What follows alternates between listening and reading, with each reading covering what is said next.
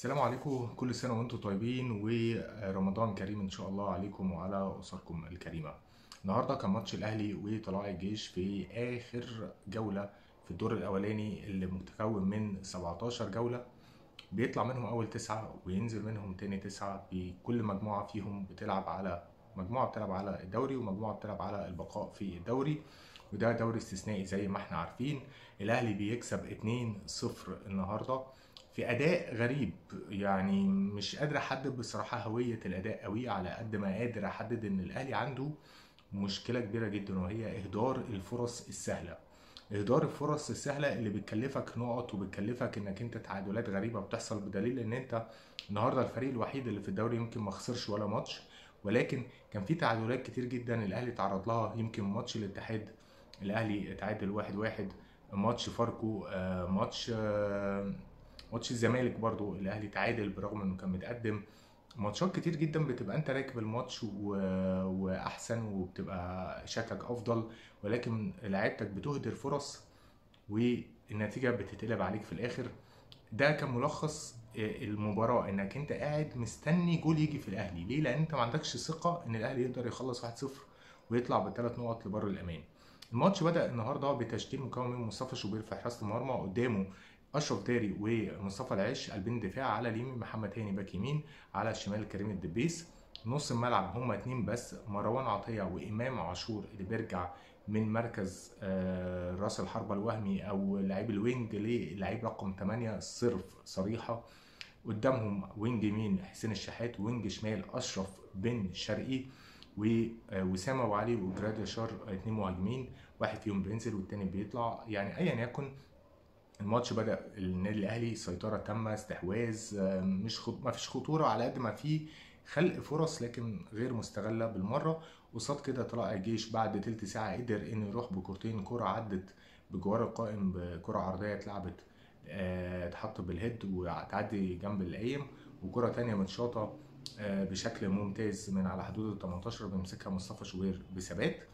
النادي الاهلي في الشوط الاولاني يمكن ما كانش فيه خطوره، تحس ان الماتش متكتف. ليه متكتف؟ لان انت عندك زحمه وزخم من اللعيبه في الخط الامامي. يعني عندك وسام ابو علي وجراديشار الاثنين بيقطعوا على بعض، الاثنين مش عارفين يتحركوا، كل واحد فيهم واخد انه بيلعب لوحده في المنطقه الاماميه، فالاثنين تحس ان هما بيخبطوا في بعض. حسين الشحات كان سيء جدا في الشوط الاولاني. اشرف بن شرقي بيحاول ولكن برضه في زحمه وفي تكتل. ليه؟ لان في الشكل الهجومي بيطلع امام عاشور مع اشرف بن شرقي، كريم الدبيس بيطير على ناحيه تانية، محمد هاني بيتقدم مع حسين الشحات، قدامهم جراديشار بينزل تحت، وسام ابو علي بيطلع، ولكن في زحمه. طب انت النهارده عايز تلعب بال4-2-4، يبقى لازم عندك لعيب رقم 10. يعني ايه لعيب رقم 10؟ يعني لعيب اللي هو بيبقى فوق دايره السنتر، بتجيله الباصات من الوينج او من الباك او الوينج العكسي والباك العكسي برضو. يعني في 4 لعيبه بيسندوا على اللعيب رقم 10، ده هو اللي بيقدر انه يوصل الكوره بالشكل المناسب بالطريقه المناسبه لمناطق الخطوره. ولكن انت بتعتمد في مواصفات اللعيب ده على لعيب واحد وهو اشرف بن شرقي اللي عنده الحل، ولكن هو حل متطرف. فانت لو عايز تخلق الكثافه الهجوميه وتهاجم وتضغط على الفريق المنافس، يبقى لازم تستخدم لعيب رقم 10، وانت ما عندكش لعيب رقم 10. فاذا ما ينفعش انك انت تعمل عزل ما بين الخطوط عن طريق ان انت رامي 4 في الخط الامامي، تحتهم واحد بيلم وهو مروان عطية، وواحد بيتقدم مع الرباعي الهجومي وهو امام عاشور. الشوط الاولاني يمكن الاهلي سخن في اخر الشوط الاولاني في كذا فرصه، ابرزهم عرضيه جميله من حسين الشحات اللي قلما نشوف له كوره كويسه في الفتره الاخيره، بيقطع عليها اشرف بن شرقي، ودي قيمه اللعيب الوينج اللي بيعرف يزيد ويلعب بدماغه ويحطها بجوار القائم.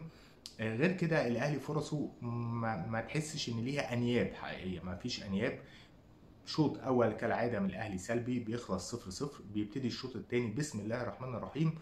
الجول الاولاني الاهلي جراد يشار بتتهيأ له كوره من على حدود 18 بيلعبها بوش رجله الخارجي، كوره خادعه فيها بند شويه، ولكن الحارس بتاع طلائع الجيش بيجي يمسكها، بتعدي منه وبتدخل الجول، بتسهل كتير جدا. توقيت الجول ده كان مهم جدا بالنسبه للنادي الاهلي. النادي الاهلي ما لحقش يدخل الشوط الثاني، يا دوب هو لعب دقيقه ولا حاجه بيدخل الجول على طول، بيريح الاعصاب نوعا ما. الاهلي بيبتدي يلعب كورته المعتاده. وسام ابو علي بدا يفوق نوعا ما. كور ضائعه من اشرف بن شرقي، من محمد هاني، من وسام ابو علي شخصيا، من حسين الشحات اللي اشرف بن شرقي عمل له كوره مشفيه. وهي دي اللعيبه اللي عندها قيمه، اللعيب اللي بيقدر، الوينج اللي يقدر ياخد الكرة ويروح على الجول، يبقى ايجابي، يعدي واحد واثنين ويلعب مع زمايله، عنده رؤيه. ودي الفاليو ادد او القيمه المضافه من انضمام اشرف بن شرقي. حتى لو ما جابش مستواه اللي احنا عارفينه مع الزمالك، ولكن هو احسن من اي لعيب في الاهلي في المناطق الهجوميه بالنسبه للوينجات. على الصعيد الدفاعي الاهلي ما تعرضش لمشاكل دفاعيه عنيفه. اشرف داري ومصطفى العش ما تعرضوش لضغوط من لعيبه عندها قدرات. يعني لعيبه طلائع الجيش لعيبه متوسطه واقل من متوسطه كمان، ما بتعرفش انها تخلق الخطوره، ما بتعرفش انها تخلق الفرص. اهم لعيب عندهم هو جودوين شيكا المهاجم المميز بتاعهم، ما كانش موجود للايقاف. بالتالي ما فيش خط هجوم حقيقي لطلائع الجيش، ومع ذلك كانوا مركزين دايما على الجبهه اليمين بتاعه الاهلي اللي هي شمالهم بتاعه محمد هاني، اللي كان دايما في لعيب زايد عندهم في الناحيه دي. في لقطات كتير جدا من الماتش هتلاقي ان في لعيب زايد، ولكن كواليتي لعيب طلائع الجيش ما بتقدرش انها توصل اللعيبه للمناطق الهجوميه الصحيحه. يعني حتى ان وجد وهم قدروا يطلعوا بالكوره في الثلث الاخير، لعيبه طلائع الجيش ما بتعرفش توصل الكوره. وهي دي اللي دارت عورات النادي الاهلي في الدفاع بشكل كبير جدا. التغييرات الاهلي فيها جزء منطقي وفيها جزء مش منطقي. يعني المنطقيه في نزول عمرو السوليه مكان جراد يشار، حتى لو ما كانش مصاب فانت محتاج انك تسحب اللعيب ده تريحه نوعا ما، وفي نفس الوقت تفضي مساحه لوسام ابو علي يتحرك فيها. وده اللي احنا بدانا نشوفه، ان وسام ابو علي توهجه الهجومي بدا يظهر لما بقى لوحده. يعني انت سيب لي المنطقه دي فاضيه وانا هعمل الشغل، مالكش دعوه. هو يمكن لمساته الاخيره مش متقنه، بعيد عن فورمته اللي احنا عارفينها، بعيد عن اتقانه لاحراز الى اهداف، ولكن يبقى وسام ابو علي لاعب ذو قيمه كبيره جدا جدا في النادي الاهلي، وبيقدر يعمل الشغل، وبيقدر ان هو يخلق لزمايله ويفضلهم مساحه ويلاعبهم. حتى بان قوي في الكره بتاعت محمد هاني اللي خد اللعيب في ظهره ولعبها بالكعب، كعب اوروبي، كعب لعيب بيعرف يكتم الكره ويعرف يعدي الكره بالشكل اللي هو عايزه. محمد هاني طبعا بيشوطها في السماء، ولكن قيمه اللعيب المهاجم اللي نقدر نقول عليه المحطه الحقيقيه، انه يقدر يبقى لعيب متحرك ولعيب يقدر يبقى محطه يخلق لزمايله، ودي قيمه وسام ابو علي. الماتش بيعدي لبر الامان. تغييرات بصراحه هبطت من رتم النادي الاهلي، خروج حسين الشحات واشرف بن شرقي الاثنين في وقت واحد، ونزول عمر كمال ومحمد عبد الله يمكن خلق نوع من انواع الفقر الهجومي. ليه؟ عمر كمال سيء جدا النهارده، سيء جدا جدا، قراراته كلها غلط، استلاماته للكره غلط. وبالمناسبه عمر كمال اساسه مش باك. عمر كمال اصلا اساسه وينج شمال او وينج يمين، وكان بيلعب في النادي المصري وينج شمال على اغلب الاوقات. فاذا هو من المفترض انه لعيب عنده اللمسه والقدره الهجوميه انه يحافظ على كورته بشكل احسن من كده. انا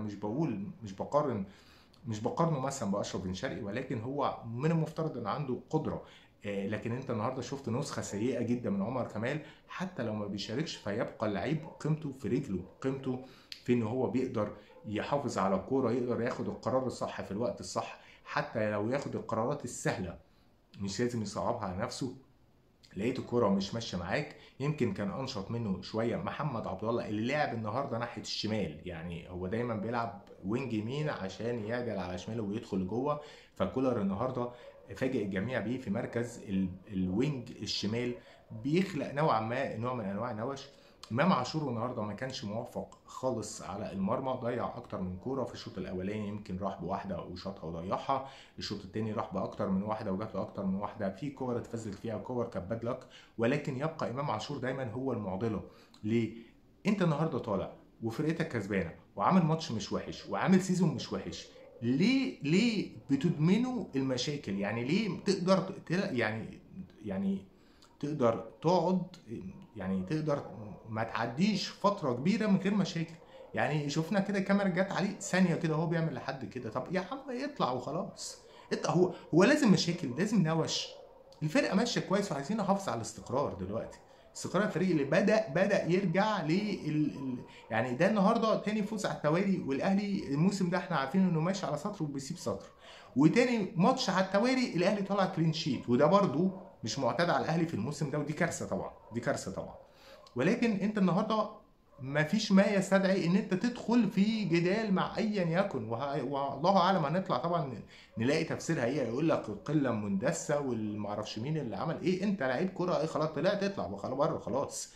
انت ما استبدلتش بين الشوطين ولا استبدلت بدري، انت استبدلت في الاخر خالص لما كولر حب يامن الماتش برضه بالطريقه الغبيه بتاعته، ان هو لازم اامن الماتش على 1-0. لا يا باشا، لا يا باشا، والله كنت هتلبس جول وتبقى 1-1، لولا بس يعني تسرع وتهور لعيب طلع الجيش اللي اسمه احمد الشيخ، اللي الكره اتلعبت برده من ناحيه اليمين عند محمد هاني، تغطيه عكسيه ولا اسوأ من هاني، بيقلش احمد الشيخ، بتطلع بره وترد الكوره، يحسب الحكم ضربه جزاء الاهلي لمحمد عبد الله. طبعا الله اعلم مسائل التحكيمات دي احنا بقينا نشوفها يا خيار وفقوس، يعني بقينا نشوفها كده على الهوا وعلى المزاج وعلى الكيف وصباح الفل على التحكيم، مش هنتكلم عليه. بيدخل مروان عطيه لتاني مره بيحط ضربه جزاء، ومروان عطيه فعلا اختيار موفق انه يبتدي يشتغل ايجابي شويه على الجول، حتى لو عن طريق ضربات جزاء، ياخد ثقه احراز الاهداف، ودي حاجه مطلوبه للعيب خط الوسط حتى لو كان لعيب 6 صرف. الاهلي بيكسب 2-0 النهارده، بيأمن مطاردته لبيراميدز اللي بيكسب النهارده سيراميكا، الفريق الصعب اللي كنا مستنيين منه ان هو يعمل حاجه، ولكن سيراميكا بيخسر بصعوبه 2-1 قدام بيراميدز اللي ناوي على الدوري. المرحله اللي جايه عباره عن 8 ماتشات، 8 ماتشات ل9 فرق. بيراميدز قادر انه يكسب الثمان ماتشات دول فنيا، الاهلي قادر انه يكسب الثمان ماتشات دول فنيا. مين بقى فيهم اللي هيكسب التاني؟ انا اتوقع ان بيراميدز هيكسب، والاهلي ممكن يطارده لو استمر التركيز نوعا ما اعلى من كده شويه، ولكن بيراميدز هو الاقرب للدوري، لان التسعه اللي فوق غير التسعه اللي تحت. يعني انا من وجهه نظري شايف ان في الاهلي والزمالك وبيراميدز وسيراميكا والمصري وفاركو وبتروجيت والبنك الاهلي وحرس الحدود، ادي 9 فرق مش شايف فيهم الفريق مرعب لبيراميدز، اللهم الا المصري و والاهلي طبعا يعني. لكن يعني ما اعتقدش ان الزمالك لو مثلا الزمالك وقع ولا حاجه في ماتش ولا كده، الزمالك كده كده خلاص ممكن يسيب الماتش لبيراميدز، ان الزمالك مش هيفرق معاه قوي انه يكسب على قد ما يفرق معاه انه الاهلي ما يكسبش، ودي حقيقه وواقع ومش بنلومه، احنا اتعودنا عليها، مفيش اي مشكله تماما. لو انت عايز تكسب اكسب بمجهودك ومستناش هدايا من الاخرين. عموما ده اللي كان عندنا النهارده، نشوفكم ان شاء الله في مباريات لاحقه، تصبحوا على خير، السلام عليكم.